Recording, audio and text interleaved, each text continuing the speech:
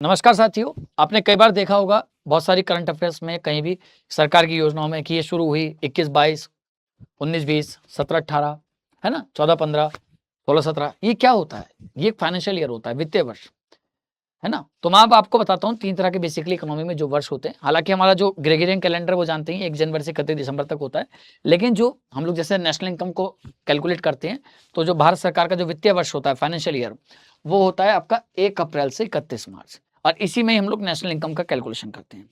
लेकिन इसके साथ आपके लिए इस बार ये भी इंपॉर्टेंट है, आरबीआई का जो अकाउंटिंग ईयर होता है, लेखा वर्ष, जब आरबीआई बना था तब था 1 जनवरी से 31 दिसंबर। 1940 में आरबीआई ने इसको चेंज कर दिया, फिर क्या कर दिया इसको 1 जुलाई से 30 जून। लेकिन 2021-22 में आकर के फिर सरकार ने इसको मतलब आरबीआई ने चेंज कर दिया, और अभी कितना है 1 अप्रैल से 31 मार्च। तो वर्तमान में आरबीआई का भी 31 मार्च ही है, 1 अप्रैल से लेकर के 31 मार्च तक।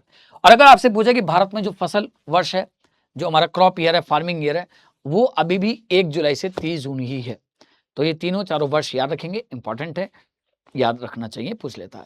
और इस तरह की जानकारी के लिए मेरे साथ जुड़े रहेंगे। और जीएस को अगर थ्योरी प्लस क्वेश्चन के साथ करना चाहते हैं तो डेली रात को 8 बजे सभी एग्जाम्स के लिए मेरे साथ जुड़ सकते हैं, रेलवे एग्जाम वाला यूट्यूब चैनल पर, ठीक है। वहां मैं रोज रात को 8 बजे जीएस कराता हूँ थ्योरी प्लस क्वेश्चन के साथ।